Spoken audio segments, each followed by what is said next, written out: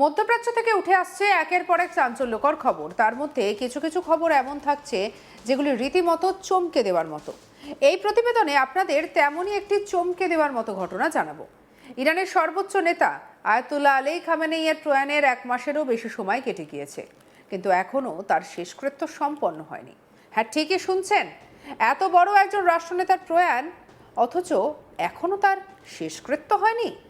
এই ঘটনা স্বাভাবিক নয়, বিশেষ করে ইরানের মতো একটি দেশে। সাধারণত ইরানে রাষ্ট্রনেতাদের শেষকৃত্য খুব দ্রুত এবং বড় আকারে অনুষ্ঠিত হয়। হাজার হাজার নয়, লক্ষ লক্ষ মানুষ রাস্তায় নেমে শ্রদ্ধা জানান। কিন্তু এই ক্ষেত্রে পুরো ছবিটাই কিন্তু আলাদা। এক্ষেত্রে প্রশ্ন উঠছে, কেন এত দেরি? সরকারি সূত্রের দাবি, এখনও ঠিক করা যায়নি কবে এবং কিভাবে এই শেষকৃত্য আয়োজন করা হবে। আর এর মূল কারণ নিরাপত্তা নিয়ে একটা গভীর উদ্বেগ। ৮৬ বছর বয়সী আয়াতুল্লাহ আলী খামেনেই গত ২৮ ফেব্রুয়ারি এক যৌথ বিমান হামলায় জানের শেষ হয়েছেন। আর সেই হামলা চালায় আমেরিকা এবং ইসরায়েল। এই ঘটনায় মধ্যপ্রাচ্যের পরিস্থিতিকে হঠাৎ করে বিস্ফোরক করে তুলেছে। শুধু একটি হামলা নয়, এরপর শুরু হয় বড় ধরনের সংঘর্ষ, যা ধীরে ধীরে পুরো অঞ্চলে ছড়িয়ে পড়ে। খামেনেইর মৃত্যুর পর ইরানে ব্যাপক বোমা বর্ষণ শুরু হয়। দেশের বিভিন্ন জায়গায় হামলা চলতে থাকে। এই পরিস্থিতিতে বড় কোনো জনসমাবেশ করা কার্যত অসম্ভব হয়ে পড়ে। প্রথম দিকে ইরান সরকার পরিকল্পনা করেছিল ৪ মার্চ থেকে ৩ দিনের একটি রাষ্ট্রীয় শেষকৃত্য অনুষ্ঠান করা হবে। সেখানে দেশের বিভিন্ন প্রান্ত থেকে মানুষ এসে শ্রদ্ধা জানাবে, এমনটাই ভাবা হয়। কিন্তু পরিস্থিতি দ্রুত খারাপ হওয়ায় সেই পরিকল্পনা বাতিল করতে হয়। সরকারি কর্মকর্তারা পরে জানান, তারা আশা করেছিলেন যে বিপুল সংখ্যক মানুষ এই অনুষ্ঠানে অংশ নেবে। আর এত বড় ভিড় সামলানো এবং নিরাপত্তা নিশ্চিত করা এই পরিস্থিতিতে অত্যন্ত কঠিন হয়ে পড়ে। তারপর থেকে এখনো পর্যন্ত নতুন করে কোনো তারিখ ঘোষণা করা যায়নি। ১৯৮৯ সালের একটি ঘটনার সঙ্গে তুলনা করলে এই বিলম্ব আরও বেশি চোখে পড়বে। কারণ তখন ইরানের প্রতিষ্ঠাতা নেতা রুহুল্লাহ খোমেনি প্রয়াণ হয়েছিল। তার শেষকৃত্যে লক্ষ লক্ষ মানুষ রাজধানী তেহরানে জড়ো হয়েছিলেন।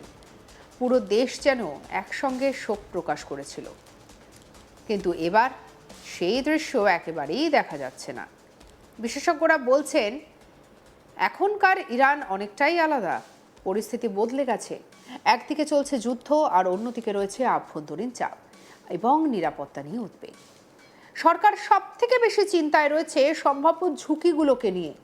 যদি বড় আকারে শেষকৃত্য হয়, তাহলে সেক্ষেত্রে কি কি সমস্যা হতে পারে? প্রথমত, ইসরায়েলের সম্ভাব্য বিমান হামলা, কারণ বড় জনসমাবেশ মানেই একটি স্পষ্ট লক্ষ্য এবং এই সুযোগে কাজে লাগিয়ে হামলা চালানো হতে পারে, এই আশঙ্কাও উড়িয়ে দেওয়া যাচ্ছে না। দ্বিতীয়ত, বিক্ষোভ বা পাল্টা বিক্ষোভের সম্ভাবনা। দেশের ভেতরে রাজনৈতিক বিভাজন থাকলে বড় সমাবেশে তা প্রকাশ পেতে পারে। তৃতীয়ত, এত বড় ভিড়ের সাধারণত নিরাপত্তা নিশ্চিত করা। এই সব মিলিয়ে পরিস্থিতি অত্যন্ত জটিল। এই বিষয়ে মন্তব্য করেছেন নিরাপত্তা বিশেষজ্ঞ বেহনাম তালেবলি। তিনি মনে করেছেন, ইরান এই মুহূর্তে এত বড় একটি অনুষ্ঠানকে আয়োজন করার মতো অবস্থায় নেই। তার কথায়, সরকার এখন ভীত এবং দুর্বল, তাই তারা এই ঝুঁকি নিতে চাইছে না। আরও একটি গুরুত্বপূর্ণ বিষয়, মোস্তাফা খামেনেইয়ের অনুপস্থিতি।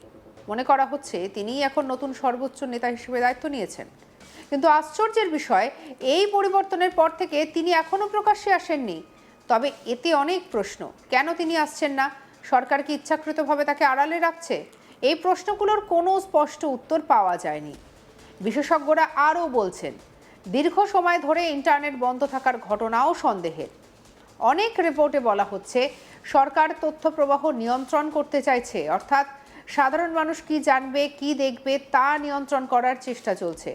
এতে বোঝা যাচ্ছে পরিস্থিতি শুধু বাহ্যিক নয়, আভ্যন্তরীণভাবেও বেশ জটিল। এবার আসা যাক শেষকৃত্যের সম্ভাব্য জায়গার বিষয়। খবর অনুযায়ী ইরান ভাবছে মাসাদ শহরকে শেষকৃত্যের স্থান হিসেবে বেছে নেওয়া হতে পারে। এই শহর আয়াতুল্লাহ আলী খামেনেইয়ের জন্মস্থান। আরও একটি গুরুত্বপূর্ণ শহরও হচ্ছে এটি। এই শহরটি ইসরায়েল থেকে তুলনামূলকভাবে অনেকটাই দূরে।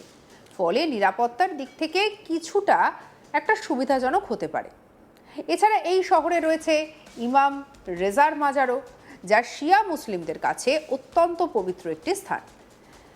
এই এলাকায় আগে থেকেই কড়া নিরাপত্তা ব্যবস্থা রয়েছে, তাই বড় কোনো অনুষ্ঠান করলে সেটি সুরক্ষিত রাখা কিছুটা সহজ হতে পারে। এদিকে গত 8ই এপ্রিল আমেরিকা এবং ইরানের মধ্যে একটি অস্থায়ী যুদ্ধবিরতি চুক্তি হয়।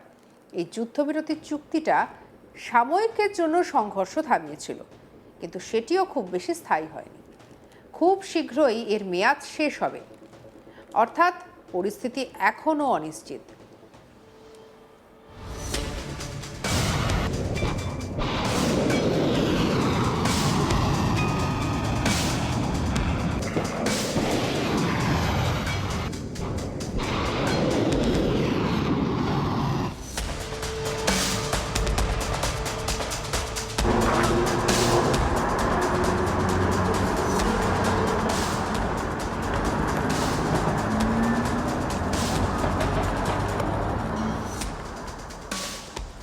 এই অবস্থায় সরকার সম্ভবত অপেক্ষা করছে পরিস্থিতি কিছুটা স্বাভাবিক হলে তবেই তারা শেষকৃত্যের আয়োজন করবে। উল্লেখ্য, আগে ইরানে এই ধরনের রাষ্ট্রীয় অনুষ্ঠান ব্যবহার করা হতো শক্তি এবং ঐক্য প্রদর্শনের জন্য। লক্ষ লক্ষ মানুষ রাস্তায় নামতো, সরকার দেখাতো তারা কতটা শক্তিশালী এবং জনগণের সমর্থন তাদের সঙ্গে রয়েছে। কিন্তু এখন ছবিটা একেবারে উল্টো। এখন সরকার অনেক বেশি সতর্ক, অনেক বেশি দ্বিধাগ্রস্ত। তারা বুঝতে পারছে একটি ভুল সিদ্ধান্ত বড় সমস্যার কারণ হতে পারে। এই দেরি শুধু একটি অনুষ্ঠান পিছিয়ে যাওয়া নয়, এটি আসলে ইরানের বর্তমান পরিস্থিতির প্রতিফলন। একদিকে যুদ্ধ, অন্যদিকে আভ্যন্তরীণ চ্যালেঞ্জ, তার সঙ্গে নিরাপত্তা উঠবে। সব মিলিয়ে একটি জটিল বাস্তবতা তৈরি হয়েছে।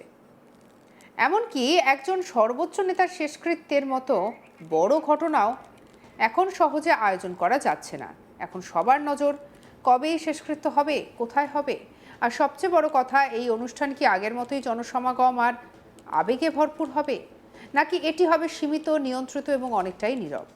যদিও এই সমস্ত প্রশ্নের উত্তর এখন ভবিষ্যতের হাতে।